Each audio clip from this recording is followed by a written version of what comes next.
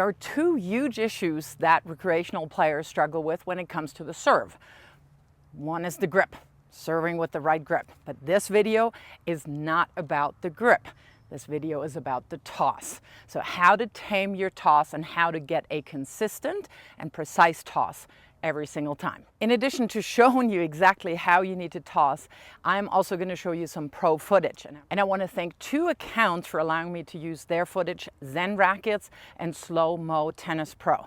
And I'm going to link their accounts down below in the description.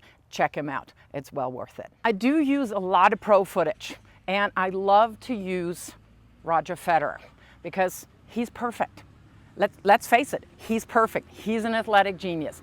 And there are a lot of things that you should copy from his serve. The toss motion is not one of them. Now, don't get me wrong. It's not wrong. But it works for Roger Federer and very, very few individuals only. Here's what he does. And then I'm also showing you some real life footage of why it's problematic. So what makes Roger Federer's toss motion so unique? First thing is he brings his toss arm up parallel over the baseline. And of course what that does is it helps with the loading of the hips. Problematic is that you will end up getting an arch.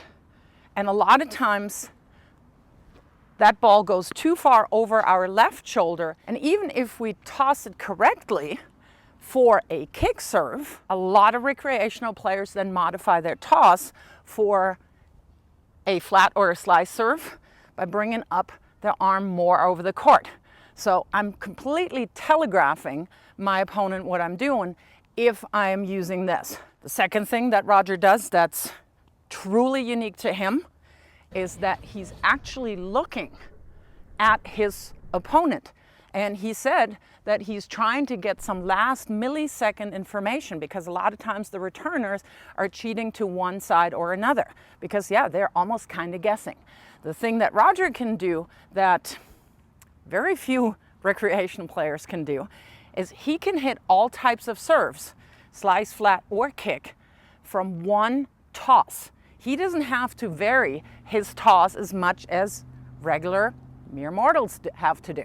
So he can hit a kick, slice, or flat from almost a kick toss position. So he's not telegraphing what he's doing. First issue that you might have when you choose Roger Federer's toss motion is that you're tossing the ball not far enough into the court.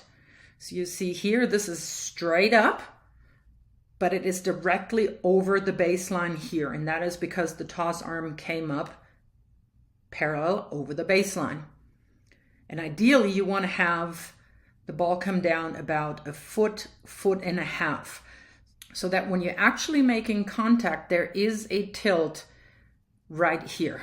And of course, if you're only tossing the ball straight up, you have to go straight up, but you're not achieving that ideal contact position. Seen from behind, again, you clearly see how the arm goes up parallel over the baseline, and the toss ends up being almost over the left shoulder. And that would be okay if it were a kick toss. But you're seeing this very clearly here. The racket position is either a slice or a flat serve, because you see that Ashley is leading with the edge of the racket as if he were to drive a nail into the ceiling, and now he's pronating. So that ends up being more a flat and or even a slice serve, but it does not have the motion and the racket work of a kick serve. As shown in the real life example, when I do have this J or hook or arch toss, whatever you want to call it, it happens that I'm tossing it behind me, but it also means that I might toss it right on the baseline. And I do want to have my toss location about a foot, foot and a half inside the court. And that is really, really difficult to time if you have the hook and then also give it this direction. And that is why that toss is really problematic, as you saw in the real life example. So what are the things that I have to do to get a consistent and precise toss every single time? Tip number one, you want to hold the ball in the first 1 or 2 links of your hand. You don't want to have it all the way in the palm, because that way the likelihood that it moves, that it rolls over your fingers is a lot bigger. And if you see really good servers toss the ball, there's very little movement on the ball as they toss it up. So one way to check whether your ball has a lot of movement as you toss it is to look up and see if you can still make out the seams of the ball. If there's too much rotation on the ball because it rolls over the tip of your fingers, then that is something you need to work on. Tip number 2, your toss arm should point towards the doubles alley or the net post as you bring it up.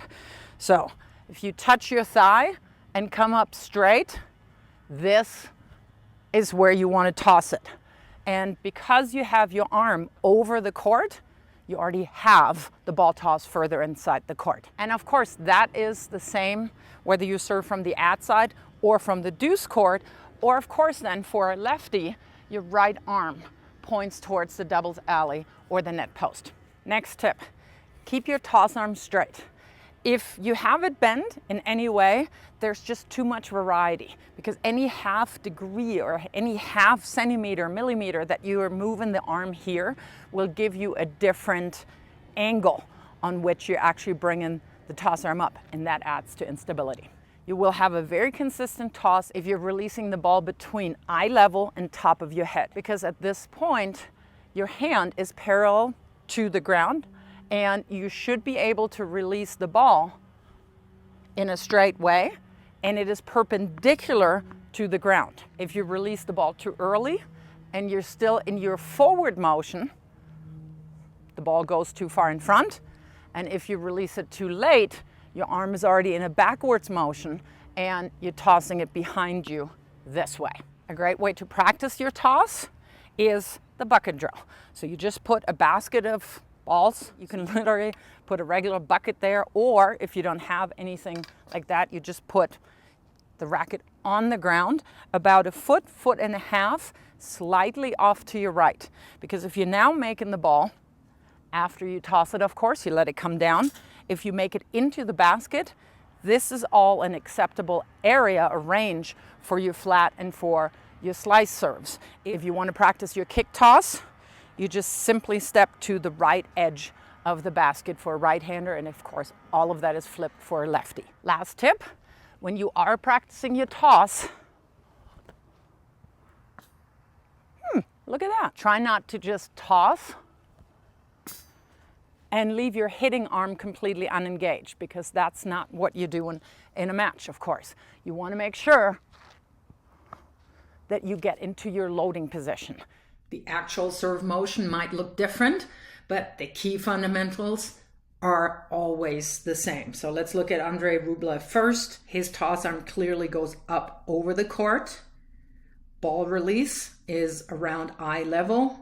Straight arm as he tosses, and because he had his arm going up over the court, you see that his toss will be inside the court.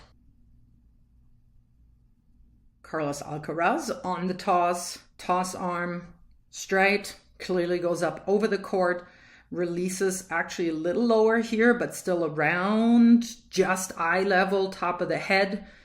And you see by virtue of tossing it with this fashion, the ball will also be over the court and he's landing inside the court. Even Grigor Dimitrov, who they call Baby Fed because he likened his game so much after Federer's, look what he's doing. Clearly tosses the ball up over the court here. His arm is not going parallel to the baseline. Straight arm, the release is at around eye level, and it's clearly inside the court.